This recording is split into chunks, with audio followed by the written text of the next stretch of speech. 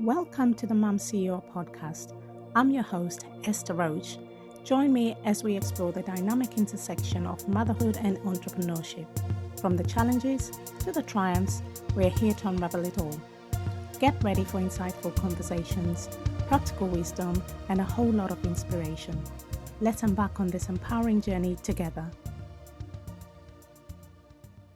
Hello, welcome to another episode of the Mom CEO podcast. I'm your host, Esther Roach, and today I am joined by Bambi. How are you today? Hi, Esther. I'm great. Thank you so much for having me. I'm really excited to be here with you today. Well, I'm so excited. As I said, I just read your bio and I thought, oh my gosh, dreams. I need a lot of work and a lot of education around that area. So for the benefit of our audience, please could you introduce yourself and what you do? Absolutely. So I am an author. I wrote a book called Dream Tracking, Track Your Dreams and Transform Your Life. And it's based on all of my life experience with dreams. And so I teach Dreamwork. I'm a dream worker locally here. I teach workshops and I do coaching. I'm also a life coach.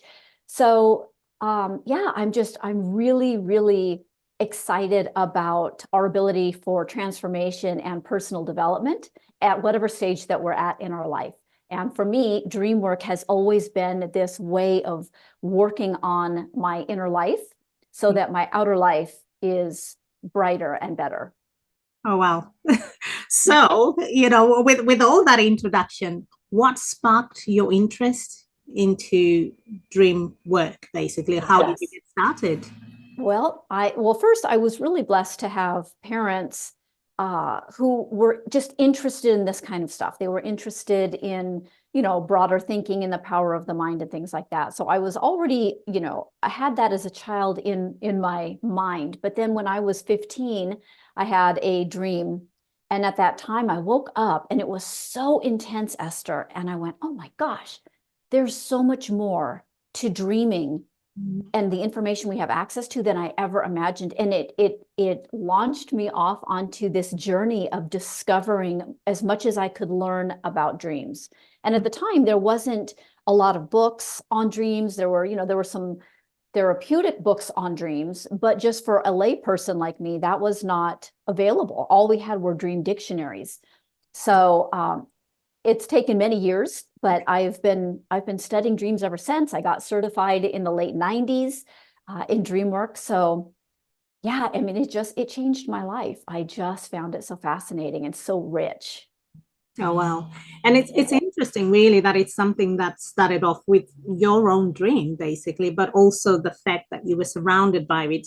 This is something I talk about with like other mums as well, that sometimes you don't realize as a mum the inspiration you're giving to your children when you're doing certain things. So you obviously got it from mum and dad, and then yes, you've carried on, but you've also got a book. And tell us a little bit about the book and what's in it. Okay. Well, so what's interesting is because I pay such close attention to my dreams and I kind of use them as a parallel, like they literally help me inform my day. But in 2002, I woke up with the name of the book in my mind and the whole idea for the book. And then it took me like 18 years to actually bring it to fruition. So, because I'm also, I have been a corporate executive for many, many years. I no longer do that, but so I was working and doing all that. And at the same time, working on creating this dream life for myself as well, and as being a coach. So my book is a lot about mindset and integration of dream work with our own inner work so that we are really using all this information that we're getting about ourselves all the time in waking life and in dreams to really improve who we are. And so people who are really feel drawn to do that kind of inner work and self-development and personal growth, it's just been it's been a really fun way of helping people to do that. So the book gives a lot of different examples. I have over 25 dreams that I talk about in the book. But I have 4 principles, Esther, to keep it simple, because dream work can be very, very complicated. but there are ways to keep it very simple. So my 4 principles are, the first one, number 1, is engage your curiosity. Just keep an open mind about dreams. Just get curious about it. Well, gosh, why that dream? Why that image? Why that person? The second one is explore your emotions.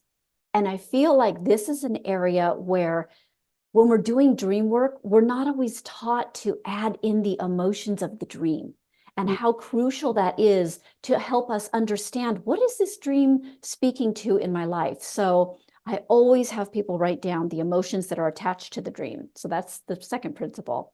The third one is follow the tracks. And what I mean by that is we tend to think of dreams as a single episode. Oh, I had this dream and it was just the one dream, right? We all, I think, do that or have done that. But after writing down dreams for over 40 years, and I've got 8,000 dreams at least logged in my journals, I started realizing that there's a pattern.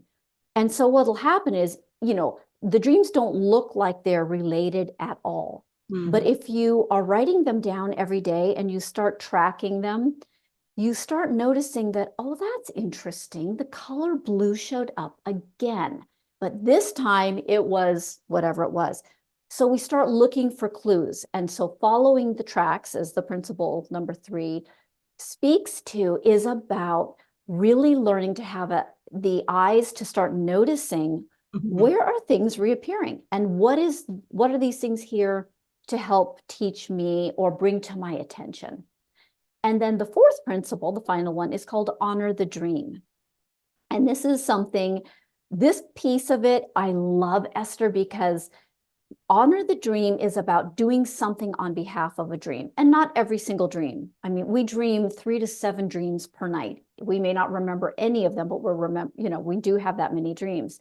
So to honor the dream means when you have a really powerful or big dream, do something in the waking world in honor of the dream. It could be as simple as find a picture of the animal that was in your dream and keep it on your desk or your computer or make it a screensaver.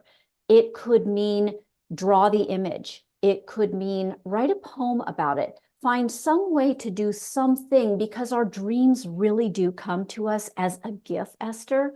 I mean, when you think about it, everybody on the planet is born with all our body parts, but we're all born with the dreaming ability. We all are dreamers across the planet. And so there must be something essential to dreams that helps us as individuals. And so to give back and act upon them and just do something. It doesn't have to be a big thing, especially if you're a mom and you're so busy and you're feeding the kids and you're doing all this, or you're working or you're doing both. Just find some little way, because that helps with the integration of the dream work into our waking life, which is part of this transformative process that I believe dreams give us every day. Oh, wow.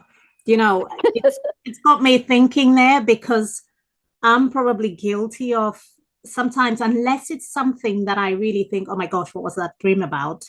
I don't pay a lot of attention. I kind of think about it. What sort of advice would you have for people that are similar to me, going through those kind of things, where unless it's some dream that it either frightens you or it's really lovely and good, and you think, I've got to look a bit more into it, but then you don't really follow through. what can Right. I think the first piece of it is our intention and our acknowledging that there's something to this. There's something important about this. And I think just acknowledging that is the first step for doing that. Dream recall is most people's first challenge. And like you said, Esther, we will remember the nightmares, but we also remember them because they are so emotionally charged, right? And so, of course, we remember it. We woke up terrified, or, those stick with us. The other dreams, if they're not quite as emotionally charged, don't stay with us as much. So I always, the first piece of this is always learning to really develop your dream recall. Learn some of, I have lots and lots of tips about how to start remembering your dreams. And the second piece of that, of course, it goes hand in hand, is start writing them down. Because we can remember them. And I'm sure you know from experience, in 2 minutes, they're gone if we don't write them down, right? Dreams have this, this way of evaporating. So we want to kind of capture the dream by journaling the dream. And it's so interesting because even the process of journaling for all of us, something else awakens when we start to journal. And it doesn't just have to be dreams. If we're just journaling for ourselves, there's something else that opens up and more information starts coming through. So I have lots of tips. I can give you some of them now. I also have a free download on my website that has the 10 top tips for remembering your dreams. Yeah. But would you like me to share maybe 3 of them? Yes, if you share some of them, and you can direct the audience to get your download, because I'm definitely going to be going for the download as well. So here's a couple of things. The first piece of it, like I mentioned, is setting the intention to want to remember them. Just being mindful. It's kind of like, well, you know, when you decide you're going to get a new automobile and you know which one you want and you never saw it before, and all of a sudden you see it everywhere. Why? Because now it's in our conscious mind. Yes. So the same is true for dream work. So the first one is keep an open notebook with a pen and a flashlight right next to your bed. And keep it open so that you are setting the intention. You're also telling your subconscious mind, I'm going to remember my dreams. This is important to me. I want to see what I can uncover. Yeah. That's the first piece. The second thing is, as you're falling asleep at night, really relax the body, but bring your attention to just repeating a statement, which is, I will remember my dreams. I will remember my dreams. And just as you're falling asleep, keep saying that, because that too is, you know, you're giving your mind and your intentions kind of an affirmation that you're going to recall the dreams. And there's other pieces like, you know, alarm clocks can really interfere with dream recall because we get shocked awake instead of gently waking up. So things like having some very soft music that doesn't scare you awake, things like that will also help with dream recall. Oh, wow. So that's 3 of them. Yeah. You know, Bambi, you've touched on some of the things that, well, the flashlight and everything. My worry would be I can't go back to sleep afterwards. But having said that, it's almost like there are certain things, like I mentioned earlier, that I remember vividly. You can just remember and think this is what was happening. And then I've spoken to other people about dreams, and people say, oh yeah, go back into the dream and stuff. How does that work? Because I have no idea. I've tried, but I think my intention is probably completely wrong, because I'm thinking, oh, that dream wasn't quite finished. You know, what was the message? What was coming out of it? And you're sort of curious to find out.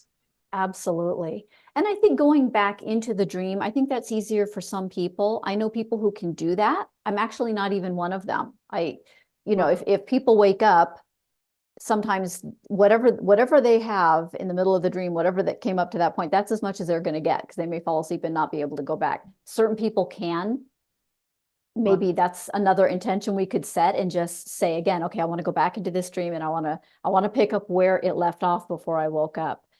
But to comment on the one piece, because you bring up such an important point, Esther, which is, I don't want to wake up at 2 o'clock in the morning. I'm exhausted.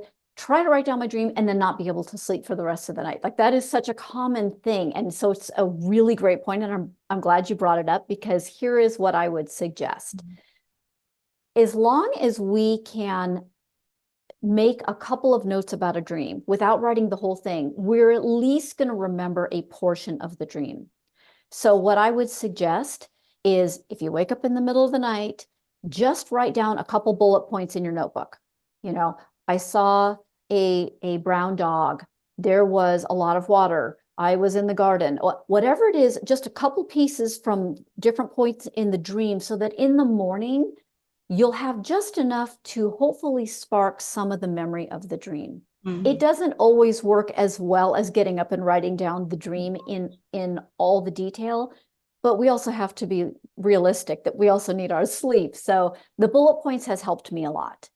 And then I can go back and go, oh, yes, making just a couple of notes and go back to it in the Yeah, morning. that's a great idea because I'm just worried for me being a mom of five. I'm just thinking, oh my gosh, by the time I sleep, I need my Oh, sleep. I'm just like, yes, yeah, let me rest. yes. So Bambi, I wanted to touch on, you've got loads of dreams in your book, Mhm, but I wanted to bring us back to one of the dreams, your own mother's dream. Uh, mhm.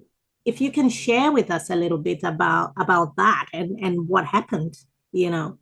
Yes. So I'm actually going to read this because I love the detail. And what I think is important about this dream, as we'll find when I read this, is as a mom, Yeah. we're really tapped into children, Mm. right? And we have a different kind of a connection with them.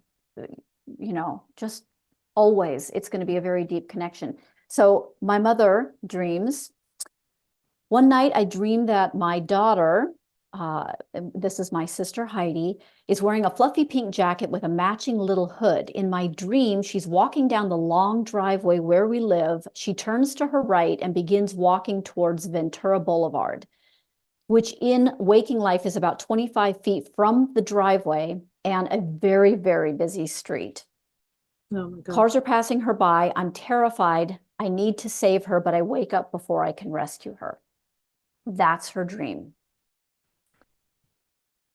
So she wakes up and she's thinking, well, that was really strange. And then she just lets the dream go and never thinks about it again for the rest of the day. But then in the afternoon, she writes, I suddenly had a thought and a voice in my head said, remember that dream? Where's Heidi? And my mother runs as fast as she can down the driveway Oh, towards Ventura Boulevard, just like the dream was talking about. And my sister had gotten out of a gate that a utility service person had accidentally left open, and she was headed right for the boulevard. And my mother says that she is positive that that dream saved my sister's life. oh wow. So that gives you the ability to, I mean, the power of that kind of, it seems like a simple dream, right, Esther? You just, you have this dream, Yeah. and a lot of our fear dreams don't come true, but you don't know until something else happens. And so I loved that my mom let me use this one in the book because it really does speak to an intuitive function of dream work that we can be informed. I have had clients, Esther, who dreamed about the sex of their child. They knew it was going to be a boy or a girl because a dream told them. I've known people who got the name of their child given to them from the child still in the womb. So there's something, we have an access to Yeah. information beyond the conscious ego part of ourself, because when we fall asleep at night, we let go of the whole ego part of us goes to sleep, and we have this direct access to unlimited information.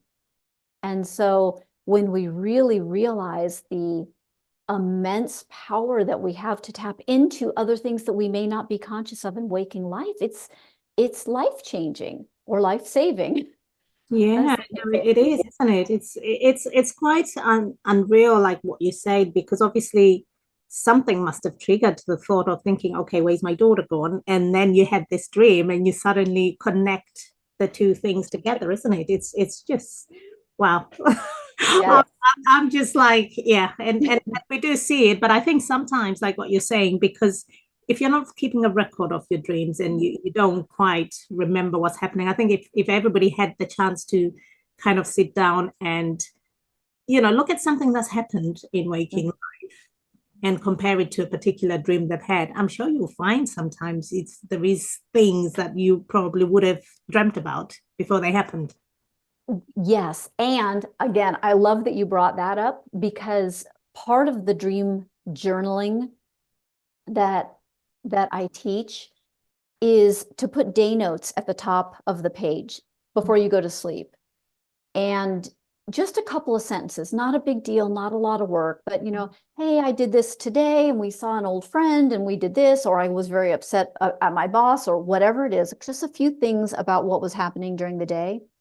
Because then as we are tracking the dreams over time, Esther, we can go back and say, oh, okay, so I see that when I had the last volcano dream, I had a big fight with so-and-so, or I didn't get to express how I truly felt about something. And those day notes, we're not going to remember what we did a month ago, during a particular day. But when we start tracking and we start looking for similarities, be it the dream imagery or how we felt in waking life, what was going on during a day, and then what image came to inform me and talk, and share information about what was happening or how I was responding or reacting to whatever happened during that day.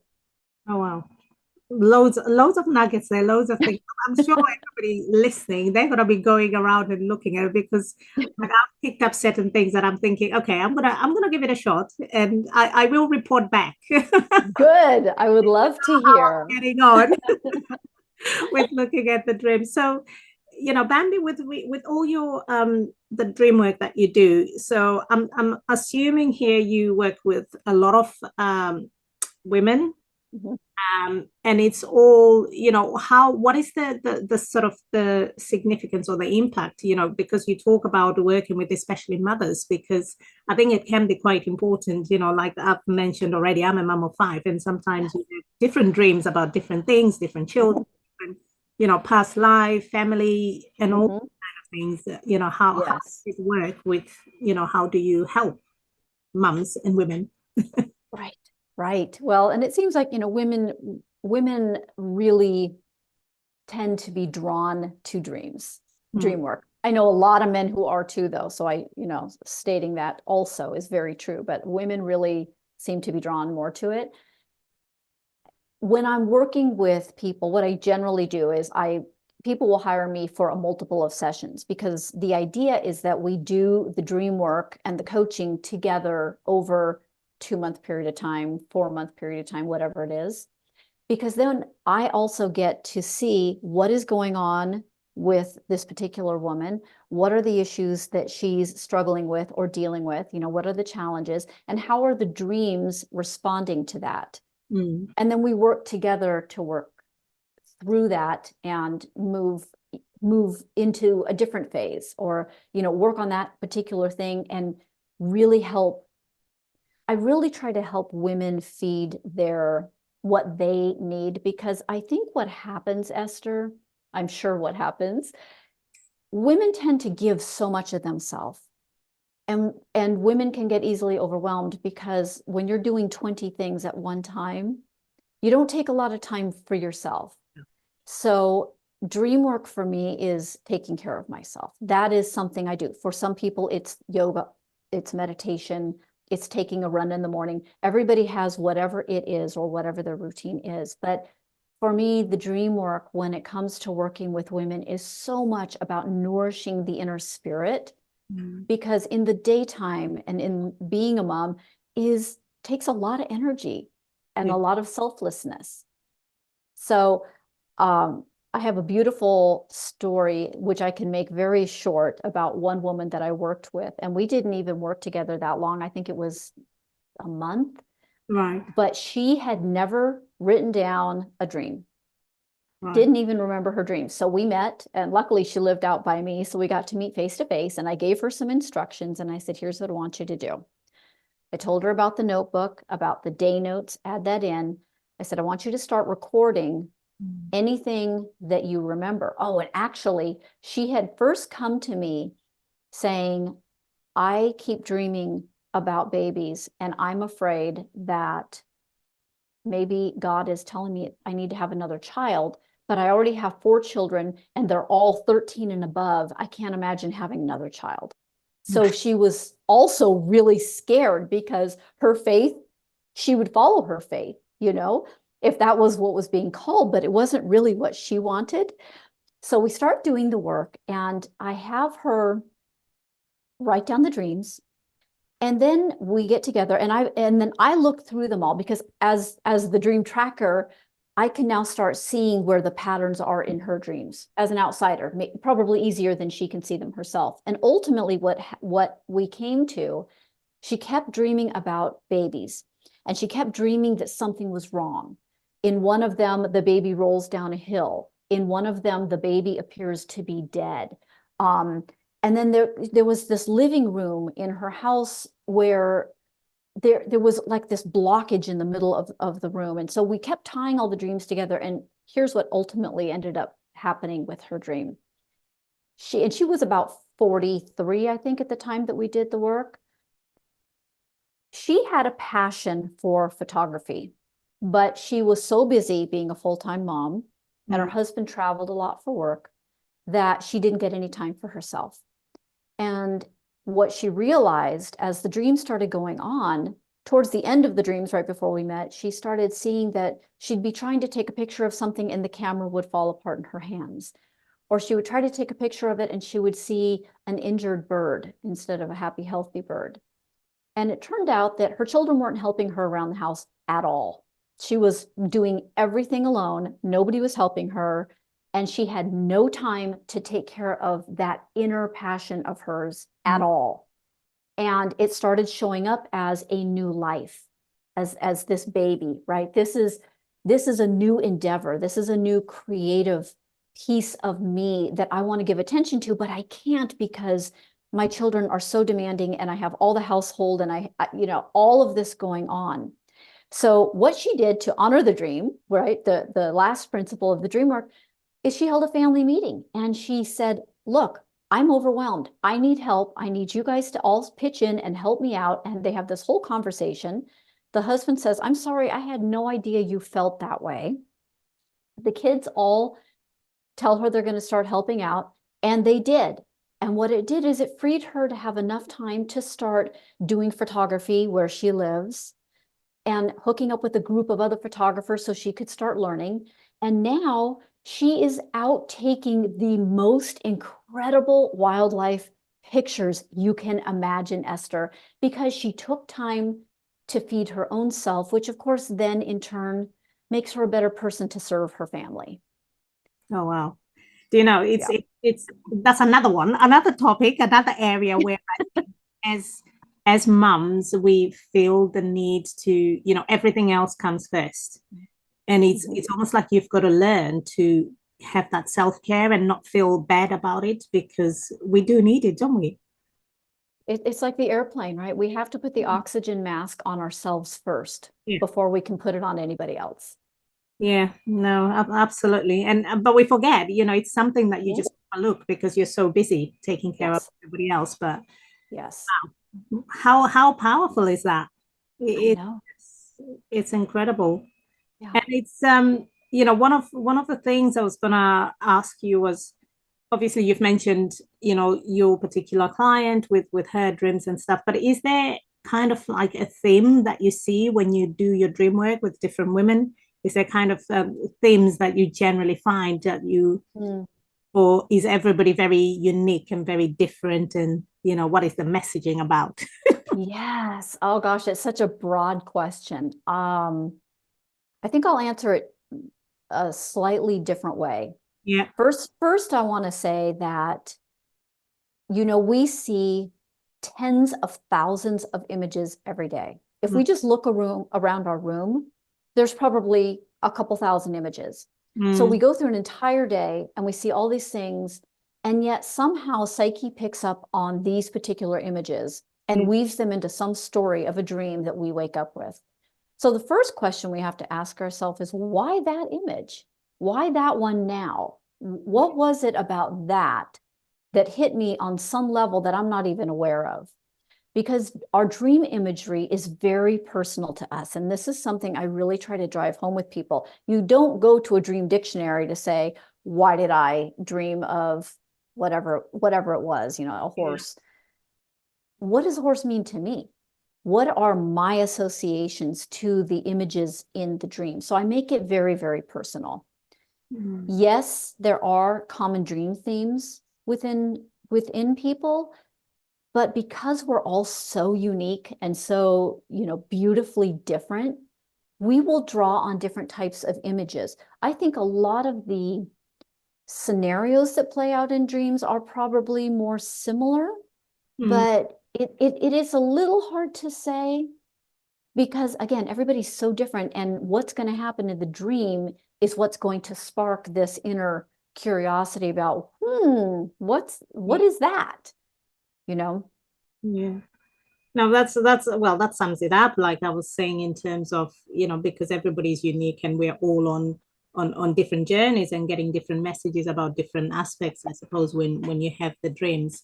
So in terms of for those that are listening, where can they find you? Where can they find information for you, or anything exciting coming up with Oh, Dreamwork? yes, yes. Oh, so my website is just bambicorso.com. I'm on Instagram under Dream Tracking. I'm also on Facebook under Dream Tracking. And those are the easiest ways to find me. My book is on Amazon, which I'm really excited about. So yeah, those are the easiest ways to find me. Yeah, no, that's brilliant. Well, it's been an absolute pleasure. Have you got any sort of last few words for the audience, or anything? Mm. Oh, yes. I would really encourage anybody listening, if you have any interest in it at all, just start paying attention to your dreams. Just start watching what happens. Just start journaling a little bit and just start to notice what happens, because there's a great quote by the Talmud that says, an uninterpreted dream is like an unopened letter. So my question is always to people, what might you be missing if you're not paying attention to your dreams? And also for the mums, if your children have dreams, which they will, always encourage them to, we don't need to interpret children's dreams. Just let them have them. Ask about them at the morning table. Let it be part of their life, because that will serve them as they grow older. It'll give them a whole different way to be in the world and tap into their own intuition and inner knowing.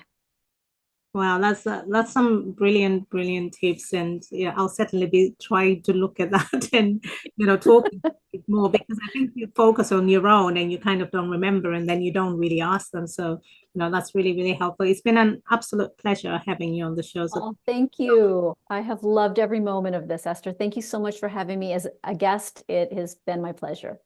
you're very welcome.